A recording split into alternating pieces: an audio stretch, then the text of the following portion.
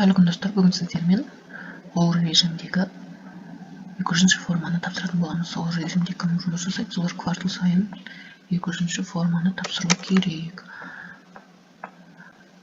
Ол жұмысшыларға және өзіне төленген әлеуметтік төлемдерді көрсететін форма.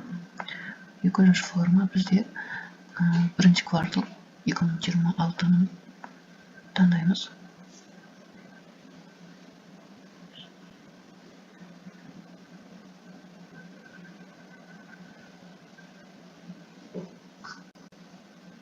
Вид декларации бізде первоначальная.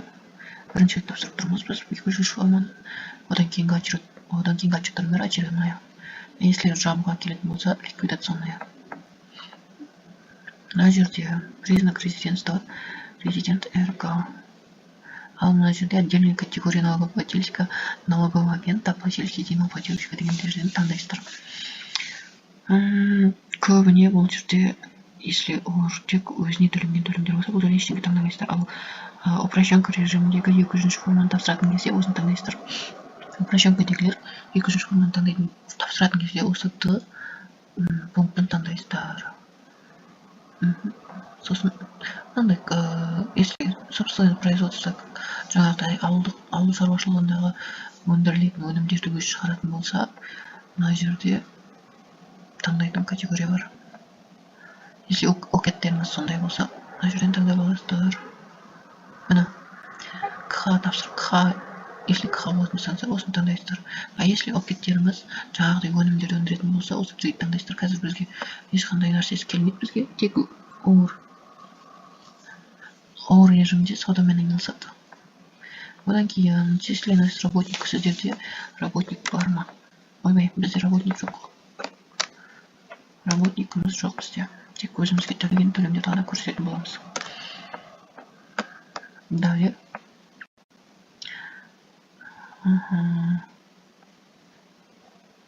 Бұл жерде біз ештеңкені толтырмаймыз. Сумма социального налога дейді. Арлық мына жерде бізде приложение толтырамыз, өзімізге құйған төлемдер толтыру үшін. Мына жерде бірінші приложение таңдап аламыз. Далее басамыз. Сосын бізде жаңағы толтырылатын приложениеміз шығады. Бұл жерде ИП налог дегенді толтырмаймыз. Ол жұмысшылардікі. Тек мына жерде біз көрсетемін. В свою пользу дегенді ғана толтырамыз. Қалғанның бәрі жұмысшылардікі. В свою пользу дегенді таңдап аламыз. Страна, цифрестер. Социальное отчисление. А бізде мына жерде УПВРіміз бар. Пенсионка в свою пользу деген қайда. Пенсионный взнос, именно. Пенсионный взнос, взносы работодателя. Сіздерде мына жерде в свою пользу жаңағы пенсионканы, мына пенсионка қанша доходтан төледіңіздер, соны жазып шығыңыздар деп тұр. Бізде бұл кісі минималкамен төлеген төлемдер бәрін 85 мың теңгелік доходтан төленген пенсионкасы 85 мың теңге деп жазамыз. 3 айға да осылай төлеп шыққан. Если сіздерде бір ғана ай болып төлеген болатын болса, бір ғана айын. Если ешқандай ай төлемеген болса, ешқандай айды көрсетпейсіздер. Ал менде 3 айда толтырған, төлеген оқса, мен осы жерде толтырып шықтым. Бұл пенсионкамыз кетті. Енді социальное отчисление. Социальное отчисление. Социальный налог. Социальное отчисление мені. Социальное отчисление в свою пользу деген жерді ғана толтырамыз. Доход, қанша доходтан социальное отчисление төленді. Бізде минималкадан төленді. 85 мың теңге доходтан төледі. 85 мың теңге деп жазамыз. 3 айға. 3 айға. Сосын медстрахование тоже в свою пользу деген таңдап аламыз. Мына жерлерді қарайсыздар. Осы главадан сіздер в свою пользу деген таңдап тауып аласыздар. Медстрахование в свою пользу 85 мың теңгелік доходтан төленген деп. 85 мың теңге. Сосын далее басамыз. Бұл жерде енді расчетные показатели мына жерде пенсионканы сумма қанша суммадан төледім, қанша сумма төледім, соны жазып тұр. Жаңа біз доходты көрсеттік қой, бұл жерде енді қанша теңге төлегенімізді көрсетеміз. 8,5 теңгеден төледік. Минимал коммент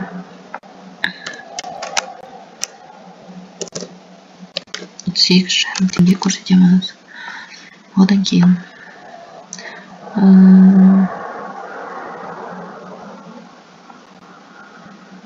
сумма социального налога мына жерде красный болып жанып тұрады. Осы жерден бұл режимдегілер ай сайын социальный налог төлеу керек. 2 МРП. Бізде МРП қазір 2026-да 4325 МРП 2026-да не көз қазір болады интернеттен. МРП деген не? Оны кімдер төлейді? Ойбай, қанша МРП қазір 2026-да? Штаб қысойды. 4325 теңге 2026 жылы. Енді біз ИП ОР режимде өзіне ай сайын 2 МРП-дан төлеп отыру керек. Бізде қазір 4325-ті 2-ге көбейтеміз. 4325-ті көбейтеміз 2-ге. Соны әр айға төлеу керек. 8650 теңгеден. Ойбай. 8650 теңгеден әр айға төлеу керек бұл кісі. 650 теңге.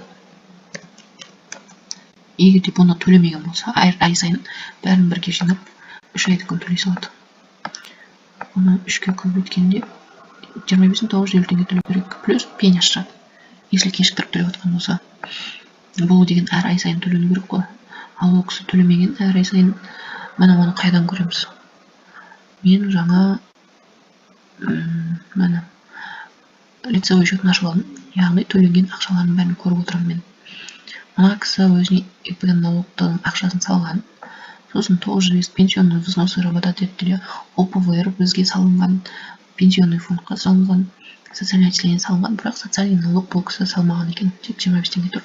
Енді бұл кісі 25 мың жаңа 3 айда қосып, соны салады. Сосын салғаннан кейін барып, бізде лицевой счетта мына 100-101-де былай шығады. Ал лицевой счетты сіздер қайдан көресіздер? Мына жерде лицевой счет дегенді басып аласыздар. Сосын сіздерде мына былай шығады. Сальдо по лицевым счетам дейтін. Осы жерден датаны таңдап алып отправить етесіздер. Сосын мына жерде сіздерде файл дайын болып шығады. Соны скачать етіп аласыздар да, сосын былай көріп отыра бересіздер. Қанша сумма, қанша КБК-ға салынған, соның бәрін көріп отырасыздар. Қай ауданға прописка бойынша түскен ба, түспеген ба, соның бәрін көріп отырасыздар. Негізі төленген әлеуметтік төлемнің бәрі бізде прописка бойынша түседі. Ал налог бізде социальный налог прописка бойынша түседі. Ал социальный налог бізде ИП адресі бойынша түседі. Мына көріп тұрсаңыздар, мына жерде кодтары басқа. Сол үшін осының бәрін білу керек. Ары қарай кеттік, 200 форманы толтырайық. Мына жерде соцналогты жаздық. Біз қанша теңге екенін, сумма социальное отчисление в свою пользу дейді. Жаңа суммасын сұрап тұр. Бізде доход емес, суммасы бізде минимал 4250 теңге. 4250 теңге. Мына 3-ші айға деп бізге 4250 теңге салған. Одан кейін сумма взносына обязательно ситуация медстрахования дейді. Бұл кісі 5950 теңгені 3 айға салған. 5950 теңге.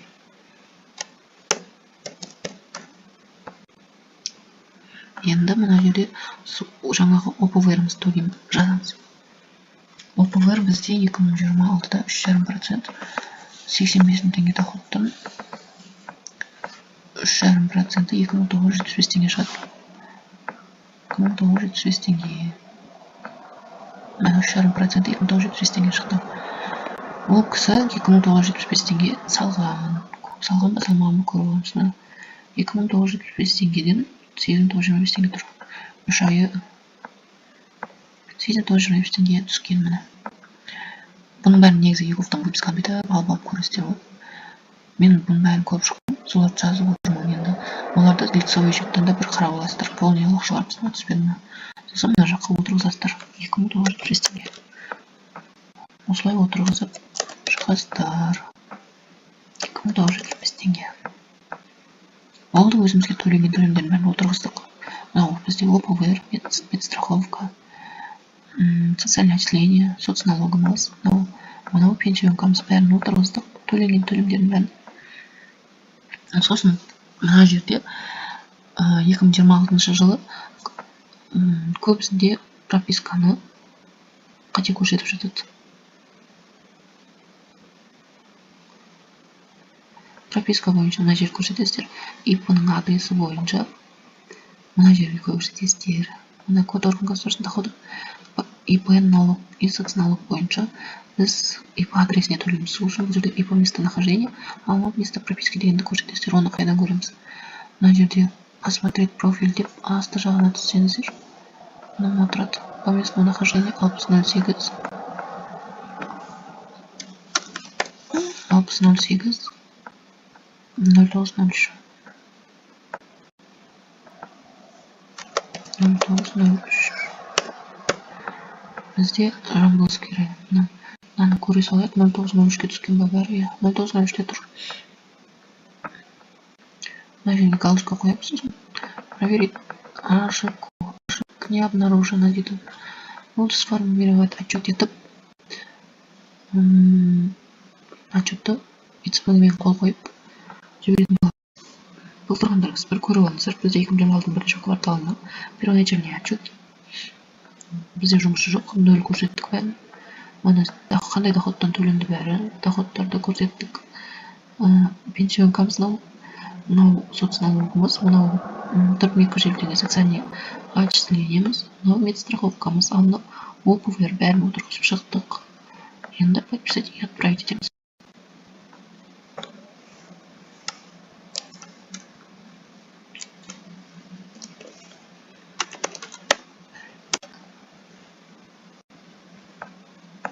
Осылай қол қойып жібересіздер. Бірінші необработанный дегенге келіп түседі ол отчетымыз. 1-2 минуттан кейін обработанный дегенге келеді. Сосын барып уведомлениесін ашып көресіздер. Мына жерде принять деп тұрады. Сол принять дегенді басасыздар да біз көрсетейін. Отырса. Отырмай жатыр ғой.